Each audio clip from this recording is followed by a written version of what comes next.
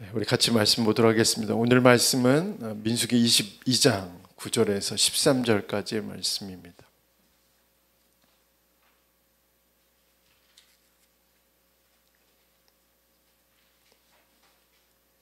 자, 우리 22장 9절에서 13절 말씀. 우리 같이 한번 읽겠습니다. 하나님이 발람에게 임하여 말씀하시되 너와 함께 있는 이 사람들이 누구냐? 발람이 하나님께 아뢰되 모압 왕 십볼의 아들 발락이 내게 보낸 자들이니이다. 이르기를 보라, 애굽에서 나온 민족이 지면에 덮였으니 이제 와서 나를 위하여 그들을 저주하라. 내가 혹 그들을 쳐서 몰아낼 수 있으리라 하나이다. 하나님이 발람에게 이르시되 너는 그들과 함께 가지도 말고 그 백성을 저주하지도 말라. 그들은 복을 받은 자들이니라. 발람이 아침에 일어나서 발락의 귀족들에게 이르되 너희는 너희 땅으로 돌아가라. 여호와께서 내가 너희와 함께 가기를 허락하지 아니하시느니라. 아멘. 오늘은 복을 받은 자라는 제목으로 하나님의 말씀을 전하겠습니다. 이야기를 전개하는 방식에는 여러 가지 시점이 존재합니다. 여기에서 시점은 이야기를 하는 사람이 이야기를 듣는 사람에게 어떤 시각으로 그 이야기를 들려주고 있는지를 말하는 것입니다. 예를 들면 우리가 1인칭 주인공 시점, 1인칭 관찰자 시점, 전지적 작가 시점 아마 많이 들어보셨을 것 같아요. 제가 서론에 이 시점에 대해서 언급하고 있는 이유는 오늘 본문을 포함해서 민수기 22장에서 24장의 기록들은 이스라엘이 중심이 되어 기록된 말씀이 아니라 이스라엘에 대한 발람의 예언이 중심이 되어 전개되어 가고 있기 때문에 그렇습니다. 우리는 22장에서 24장의 말씀을 보면 한 가지 중요한 사실들을 발견하게 되는데 그것은 이스라엘을 향한 하나님의 생각 그리고 하나님의 인도하심 또 하나님의 계획이 이방인 선지자 발람에 의해서 밝혀지고 있다는 사실입니다. 지금 이스라엘 백성들은 가나안 땅이라는 눈앞에 있는 목표를 향해서 진행하고 있는 상황이고 그래서 이 사건들 민수기 22장에서 24장의 이 사건들은 이스라엘 백성들이 모르는 일들입니다. 그들은 그리고 모르는 일들인데 그 일들은 그저 그런 일들이 아니라 이스라엘 향한 하나님의 생각을 보여주고 하나님의 인도하심이 어떤 결과를 가져오게 될 것인가를 보여주고 또 하나님이 이스라엘 향해서 어떤 계획을 가지고 있는지를 보여주는 매우 중요한 일들이 일어나고 있는데 정작 이스라엘은 모르고 있다는 사실입니다. 그리고 이 이야기가 어떤 믿음의 사람들을 통해서 전달되는 것이 아니라 뜻밖의 인물, 이방 선지자를 통해서 이 이야기가 전개되고 있다는 사실이 바로 이 22장에서 24장의 말씀의 그런 흐름입니다. 이런 일들은 오늘 본문 안에서만 발생하고 있는 일들은 아닙니다. 우리 마태복음의 예수님의 족보를 보면 뜻밖의 인물들이 그 족보 안에 들어가 있습니다. 그 중에 대표적으로 다말이라든지 라합이라든지 밧세바라든지 그리고 마리아는 예수님의 족보 안에 들어가 있는 자체가 많은 사람들에게 놀라움을 주는 기록입니다. 그런데 하나님의 뜻은 이 여인들을 통해서 뜻밖의 인물인 이 여인들을 통해서 우리를 향한 하나님의 구원 계획을 전달하고 있다는 겁니다. 이런 일들은 기독교의 신학과 또 서방 철학에 큰 업적을 남겼던 어거스틴의 회심 과정에서도 나타납니다. 어거스틴이 지난날의 죄와 허물에 대해서 수치스러워하고 또 고통스러워하는 그 순간에 창공 밖에서 들려오는 그것을 집어 읽으라 라는 아이들의 목소리를 듣고 이 어거스틴이 회심의 길로 들어섭니다. 그러니까 뜻밖의 인물이 바로 어거스틴으로 하여금 하나님의 계획을 알게 하고 하나님의 뜻을 알게 하고 하나님의 말씀을 깨닫게 하는 통로로 하나님이 그 아이들을 사용하시는 겁니다. 그런데 우리는 여기서 한 가지 더 짚고 가야 되는 것이 무엇이냐면, 이런 일들은 어떤 특정한 사람들에게만 나타나는 것은 아니라는 사실입니다. 그리고 어떤 특별한 날에만 일어나는 일도 아닙니다. 오늘 우리에게도 일어나고 있는 일들입니다. 지금이라는 시간 안에서도 일어나고 있는 일들이 바로 이런 일들입니다. 우리가 모르는 사이에 우리에게 매우 중요한 일들이 뜻밖의 사람들을 통해서, 예상치 못한 사건들을 통해서 진행되고 있다는 것이 우리가 22장에서 24장의 말씀을 통해서 알 수 있습니다. 우리는 이런 일들을 깨달을 수도 있고 깨닫지 못할 수도 있습니다. 지금 경험할 수도 있고 지금 경험하지 못할 수도 있습니다. 중요한 것은 깨닫고 있느냐, 깨닫고 있지 못하느냐가 아니라 이 사실을 우리가 믿을 수 있느냐, 믿지 못하느냐가 중요합니다. 사실 이런 사실들을 깨닫지 못해도 상관없습니다. 왜냐하면 지금 이스라엘은 자신들의 미래, 자신들의 앞날, 또 자신들에게 주어질 하나님의 약속들에 대해서 몰랐습니다. 그들의 목표는 무조건 가나안으로 가는 것입니다. 지금 어떤 일들이 지금 일어나고 있는지 이스라엘은 모르고 있는 상황에서 지금 하나님은 하나님의 일을 하고 있음을 알 수 있습니다.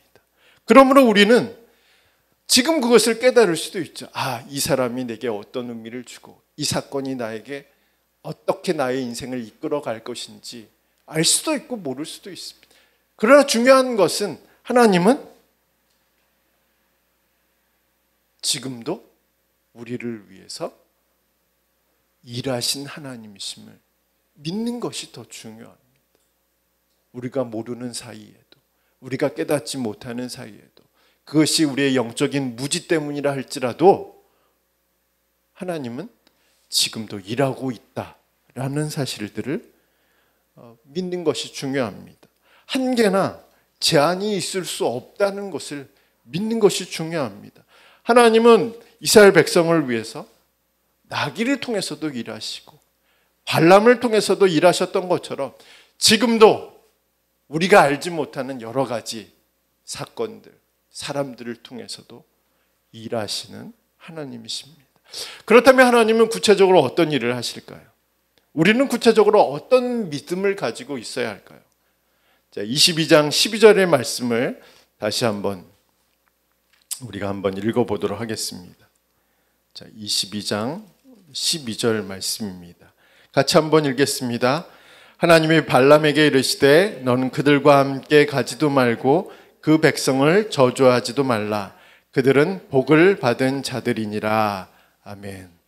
자, 12절의 말씀을 보면 하나님은 발람에게 이스라엘 백성을 저주하는 장소에도 가지 말고 이스라엘 백성을 저주하지도 말라고 하시면서 이스라엘 백성을 가리켜서 복을 받은 자들이라고 말씀하고 있습니다. 그리고 나서 23장 이하의 말씀을 보면 하나님은 발람의 4번의 예언을 통해서 그 복이 구체적으로 어떤 복인지를 말씀하고 있습니다. 그렇다면 우리는 이 구절에서 하나님이 이스라엘을 위해서 어떤 일을 하고 계시는지를 발견할 수 있습니다. 또한 지금까지, 이제까지 일하시는 하나님이 지금도 우리를 위해서 어떤 일을 하고 계시는지를 찾을 수 있습니다. 어떤 일이실까요? 바로 하나님은 하나님의 백성의 복을 위해서 일하시는 하나님이십니다. 하나님은 우리에게 복을 주시는 하나님이시고 우리에게 복을 주시기 위해서 일하시는 하나님입니다. 우리는 이 사실을 어떻게 알 수 있을까요? 하나님은 먼저 12절의 말씀을 통해서 이스라엘을 복을 받은 자들이라고 말씀하셨기 때문에 그렇습니다. 또한 발람의 예언 속에서 그 복이 구체적으로 어떤 복인지를 아브라함과 맺은 언약, 복의 근원이 되는, 복이 될지라라는 그 약속을 들었던 이 아브라함과의 언약 속에서 이 말씀을 하고 있기 때문에 하나님은 지금도 그 복을 이루시기 위해서 아브라함의 후손들을 위해서, 아브라함의 영적인 후손들을 위해서, 믿음의 자녀들을 위해서 그 일을 하고 계시다는 사실들을 우리는 발람의 4번의 예언을 통해서 알 수 있습니다. 자, 이제부터 그 복이 무엇인지 살펴보도록 하겠습니다. 첫 번째 복은 창대하게 하는 복입니다. 우리 민수기 23장 10절의 말씀을 함께 읽겠습니다. 우리 24장까지 쭉 이제 우리 말씀을 찾을 테니까 우리 성경을 좀 가지고 좀 잘 따라오셨으면 좋겠습니다. 우리 민수기 23장 10절의 말씀 우리 같이 한번 읽겠습니다. 야곱의 티끌을 누가 능히 세며 이스라엘 4분의 1을 누가 능히 셀고 나는 의인의 죽음을 죽기 원하며 나의 종말이 그와 같기를 바라노라 하매. 자, 10절의 말씀은 발람의 첫 번째 예언에 속하는 핵심적인 말씀입니다. 발락은 발람을 이스라엘 전체가 보이는 곳이 아니라 이스라엘 한쪽 진영만 보는 곳으로 데리고 갔습니다. 그리고 그들을 향해서 저주해 줄 것을 요청하고 있습니다. 그래서 발람은 이 발락의 인도에 따라 이스라엘 한쪽 진영만 볼 수 있는 곳으로 올라가서 거기서 제단을 듣고 예언을 하려고 합니다. 그때 하나님은 발람의 눈을 열어주셨어요. 지금 보고 있는 것은 한쪽 진영이에요. 끝부분이에요. 그런데 하나님은 발람의 눈을 여셔서 티끌과 같이 무수하게 많아진 이스라엘을 보게 하십니다. 그리고 장차 어느 누구도 셀 수 없을 정도의 규모, 또 장차 아무도 셀 수 없을 정도의 이스라엘이 번성하게 된 그 광경들을 보고 예언하게 하십니다. 이 말씀은 바로 아브라함에게 약속하셨던 말씀에 기초하고 있습니다. 자, 하나님은 아브라함에게 어떤 약속을 하셨을까요? 창세기 12장 2절의 말씀을 보면 내가 너로 큰 민족을 이루고 내게 복을 주어 내 이름을 창대하게 하리니 너는 복이 될지라 라고 약속하셨습니다. 이뿐 아니라 15장에서는 하늘의 수많은 별들과 같이 내 자손이 많아질 것이라고 약속하셨고 17장에서는 존경받는 아버지라는 뜻을 가진 아브람라는 이름을 열국의 아버지라는 뜻을 가진 아브라함으로 개명시켜 주셨습니다. 그런데 여기서 중요한 게 있죠. 이런 일들은, 이런 약속들이 언제 일어났냐는 겁니다. 하나님은 언제 아브라함에게 이 약속을 했냐는 거죠. 복을 주시겠다. 무수하게 많은 후손을 주시겠다. 이제 너는 존경받는 아버지가 아니라 열국의 아버지라는 이름을 얻게 될 것이라는 이 약속을 언제 주셨을까요? 아무런 후손이 없었을 때 주셨습니다. 더 나아가서 더 이상 남자로서 그리고 여자로서 모든 기능이 정지되었을 때 이 약속을 하셨습니다. 그런데 이 약속이 이루어지는 것입니다. 이런 약속들이 성취되어 가고 있다는 사실들을 발람의 예언을 통해서 하나님은 보여주고 있습니다. 종종 우리에게 발생되는 여러 가지 일들을 보면 하나님의 약속과 너무 격차가 벌어져 있는 것처럼 느껴질 때가 있습니다. 종종 우리의 상황을 보면 하나님이 우리를 창대하게 하시겠다는 그 하나님의 약속과는 전혀 상관없는, 그래서 하나님의 약속이 마치 비현실적인 것처럼 보여지는 경우가 있습니다.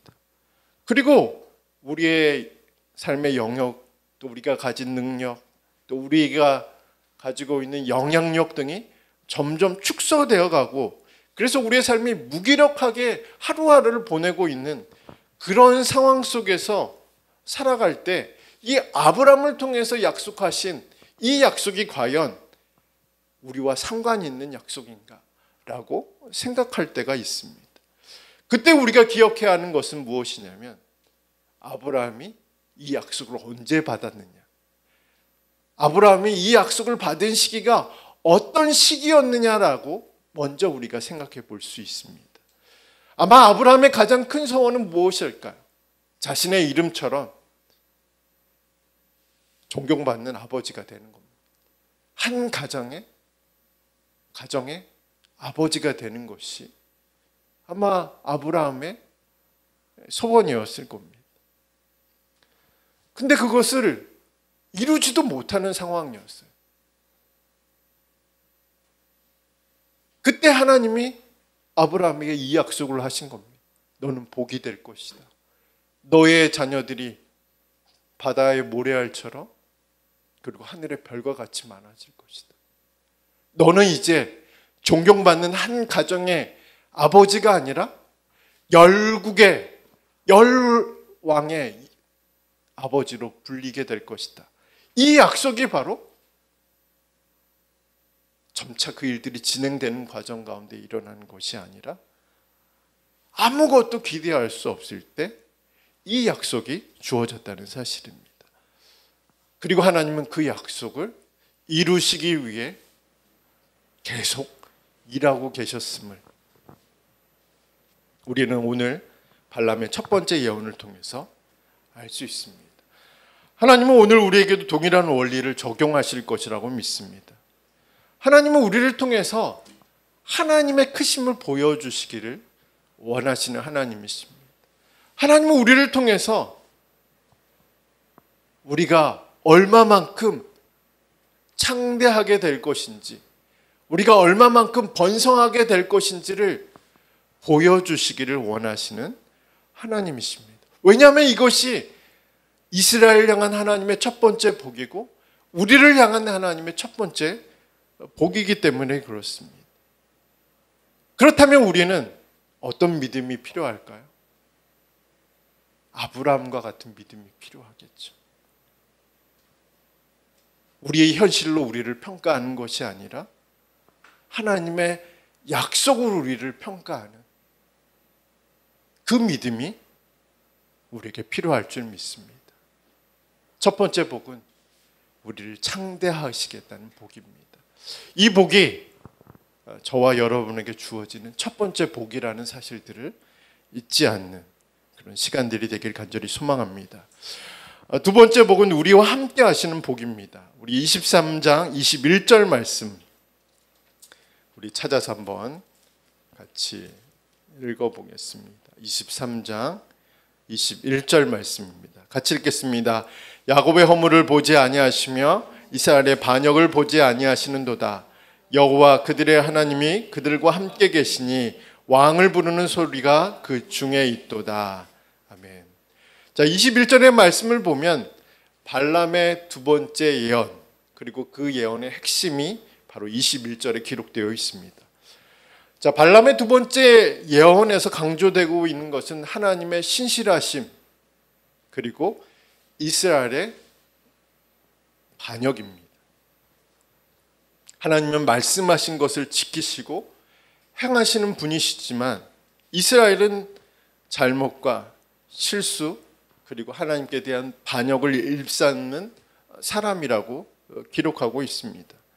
그러나 이 기록은 거기에서 끝나지 않고 그럼에도 불구하고 하나님이 그들과 함께 계신다라고 말씀하고 있습니다.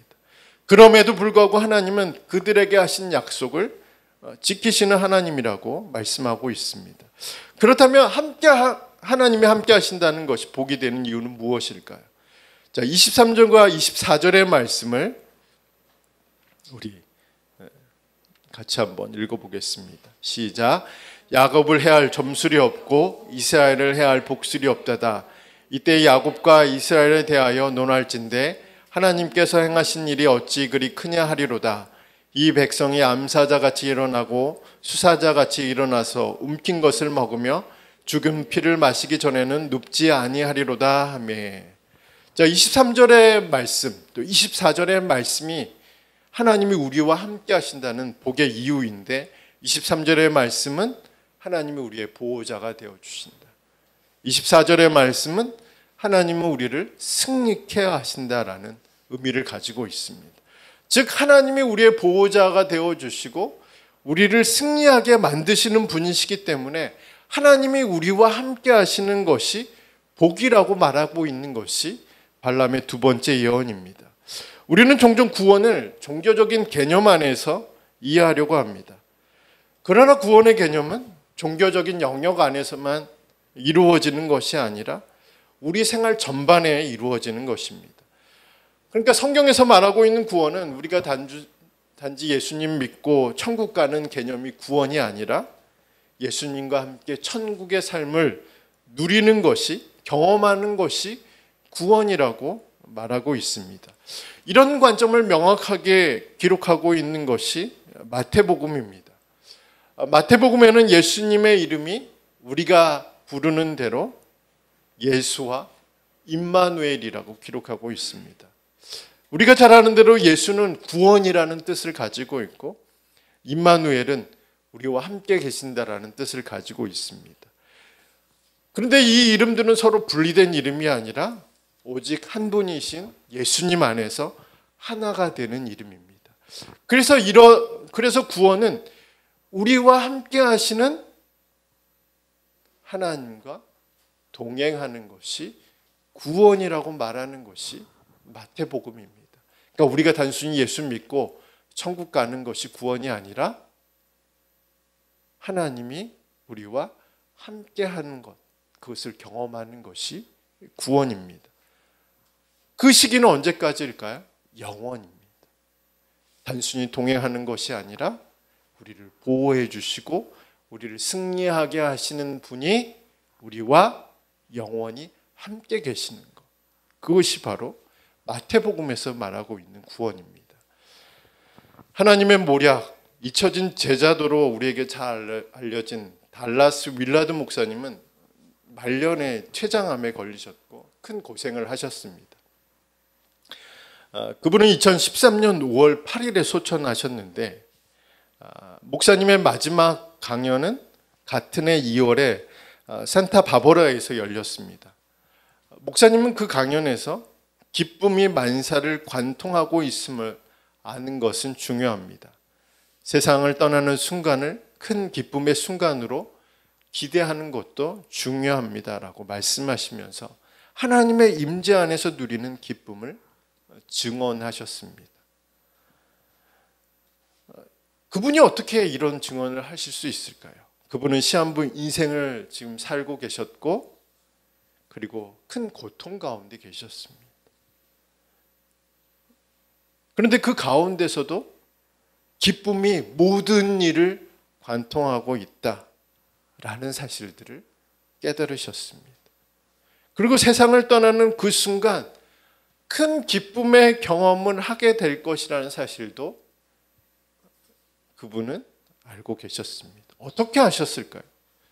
바로 하나님의 동행, 하나님의 임재를 경험했기 때문에 그렇습니다. 곧 언제나 함께 계신 하나님이 자신을 보호하실 것이라는 믿음, 언제나 임재하고 계시는 하나님이 자신을 죽음으로부터 승리하게 하실 것이라는 사실이 믿어졌기 때문에 만사를 관통하는 기쁨과 확신을 갖게 되신 것이라고 생각합니다. 이것이 바로 하나님이 함께 계실 때 얻게 되는 진정한 복이지 않겠습니까? 하나님은 우리에게 복 주시는 하나님이십니다. 어쩌면 우리에게 가장 큰 복은 하나님이 우리와 함께 하시는 복입니다. 함께 하실 뿐만 아니라 우리의 보호자가 되어주시고 또 우리를 승리케 하시는 그분이 바로 우리에게 복인 줄 믿습니다. 자, 세 번째 복은 모든 사람들로부터 축복을 받게 하시겠다는 겁니다. 자, 24장의 9절 세 번째 예언이 등장하는데요. 자, 24장 9절 말씀을 같이 한번 읽겠습니다. 꿇어앉고 누움이 숫사자와 같고 암사자와 같으니 일으킬 자 누구이랴? 너를 축복하는 자마다 복을 받을 것이요 너를 저주하는 자마다 저주를 받을지로다. 아멘. 자, 9절의 말씀은 이제 세 번째 예언인데 하나님은 발람의 세 번째 예언을 통해서 이스라엘의 번영 그리고 이스라엘의 승리를 반복해서 말씀하신 후에 세 번째 예언의 핵심을 발람을 통해서 말씀하고 있습니다. 그 핵심은 무엇이냐면 이스라엘을 축복하는 자를 하나님이 축복해 주시겠다는 거죠. 그리고 이스라엘 저주하는 자를 내가 저주하겠다라고 말씀하고 있습니다. 아마 발람이 이 말을 예언하면서 이 말씀 주신 말씀을 예언하면서 스스로 뜨끔했을 거예요. 사실은 발람의 목적은 이스라엘을 축복하기를 원하지는 않았다는 사실이죠. 우리가 잘 아는 대로. 그러나 하나님은 발람을 통해서 이스라엘을 축복하는 자 내가 축복하겠다. 이스라엘을 저주하는 자 내가 저주하겠다라고 말씀하시면서 사람들로부터 축복받는 그런 복을 주시겠다라고 말씀하셨습니다. 그런데 이 말씀은 우리가 잘 아는 대로 창세기 12장 3절의 말씀을 그대로 반복해서 말씀하고 있습니다. 하나님은 아브라함에게 어떤 약속을 주셨죠? 너를 축복하는 자에게 내가 너를 축복하고 그들을 축복하고 저주하는 자가 내가 저주하겠다라고 말씀하셨던 그 말씀들을 바로 이스라엘에게 적용하고 있습니다. 그러니까 발람의 이 네 가지의 예언들은 모두 아브라함과의 약속을 지키는 과정 가운데 이스라엘에게 그 약속이 이루어지고 있음을 보여주고 있는 그런 예언이기도 합니다. 그렇다면 이 구절의 말씀을 우리가 생각해 보면 이 구절의 말씀은 정확하게 어떤 뜻이냐면 모든 사람들로부터 축복받는 인생이 되게 하시겠다는 약속. 더 나아가 악한 자들이 어떤 시도에도 불구하고 하나님의 백성을 저주하고 그 저주가 실현되는 일들은 불가능하다는 것을 말합니다. 사실 우리는 많은 이야기를 듣게 되잖아요. 그렇죠? 뭐 욕도 먹기도 하고 또 비판을 받기도 하고 또 여러 가지 사람들의 수많은 이야기를 듣게 됩니다. 근데 그 말이 그대로 실현되는 것은 아니라는 사실이죠. 그런 말을 들을 수는 있지만 그 말은 실현 가능한 이야기가 아니다.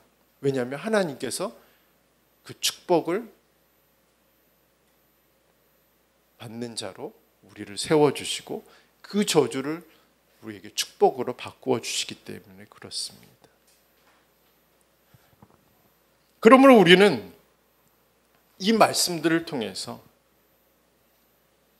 우리가 생각해 볼 수 있는 것은 무엇이냐면 우리를 향한 그 모든 악한 말들 들을 때 우리는 어떻게 해야 되느냐라는 것이죠. 참아야죠. 어떻게 하겠습니까? 허벅지를 꼬집든 허벅지를 찌르든 그 모든 악한 말에 대응하지 말고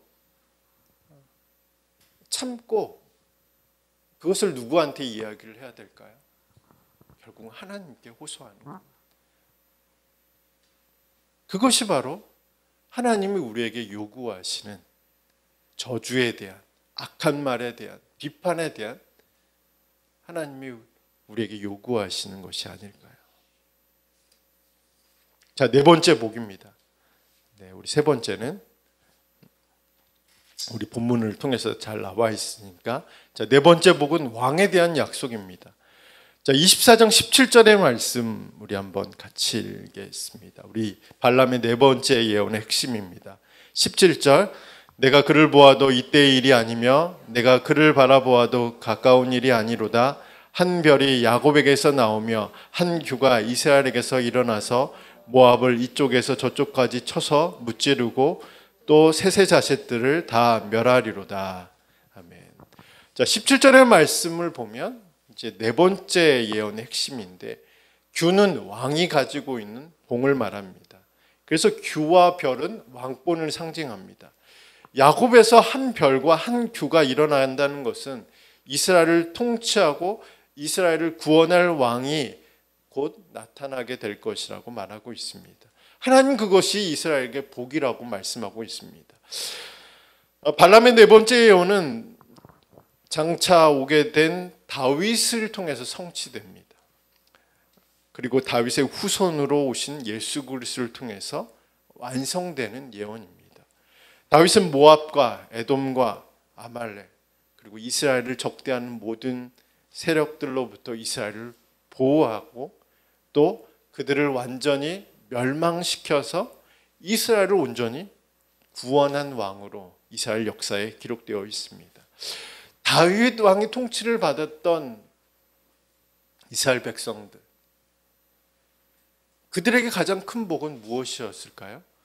바로 왕이 있다는 겁니다. 하나님의 뜻을 행할 수 있는 왕이 있다는 사실입니다. 그리고 그 왕 아래 살아가는 것이 그들의 복임을 그들이 알게 되었습니다. 예수 그리스도에 대해서 성경은 어떻게 기록하고 있습니까? 성경은 예수님을 모든 죄와 저주로부터 또 사망으로부터 악한 자로부터 그의 백성을 온전히 구원하시는 분이라고 기록하고 있습니다. 주 예수를 믿으라 그리하면 너와 내 집이 구원을 받으리라.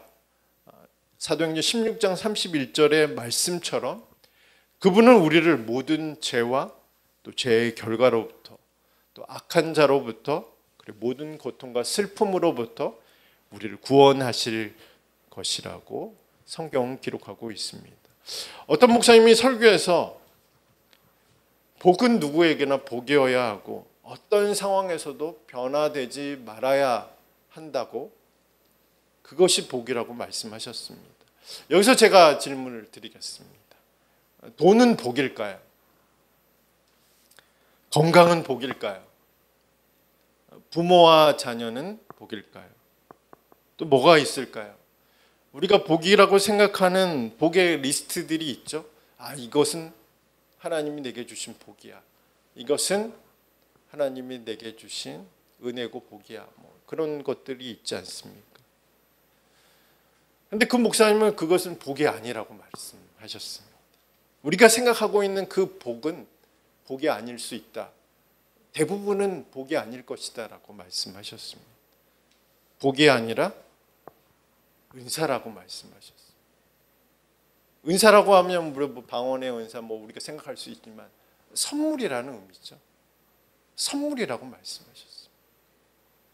그러니까 우리가 복이라고 생각하는 것은 복이 아니라, 왜냐하면 우리가 생각하는 것은 다 변하기 때문에 그렇습니다. 다 사라지기 때문에 그렇습니다. 그리고 어떤 사람에게는 복이고 어떤 사람에게는 복이 아니기 때문에 그렇습니다. 그런데 이 목사님은 복이 아니라 선물이라고 했습니다. 돈도 하나님의 선물이고 부모님과 자녀들도 하나님의 선물이고 건강도 하나님의 선물이고 또 우리가 생각하는 그 복의 개념들이 복이 아니라 모두 하나님이 우리에게 주시는 선물이라고 그렇게 말씀하셨습니다. 그렇다면 복은 무엇일까?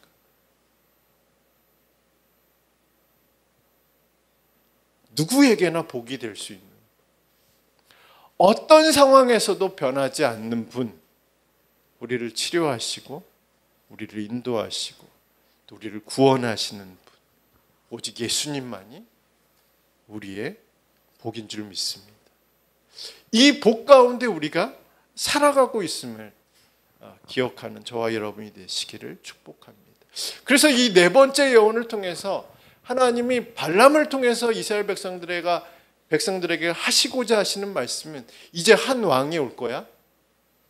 근데 그 왕이 너희의 참된 복이 될 것이라고 예언하고 있습니다. 말씀을 맺겠습니다. 민수기 22장에서 24장에서 가장 많이 사용되고 있는 단어는 보다라는 단어입니다. 대략 한 40회 정도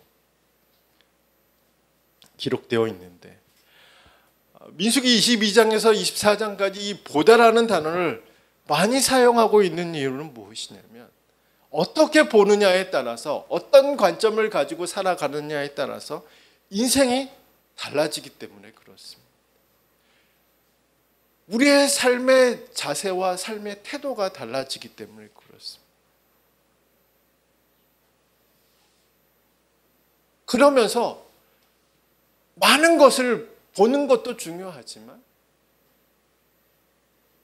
더 중요한 것은 하나님의 관점으로 보는 것이 중요하다.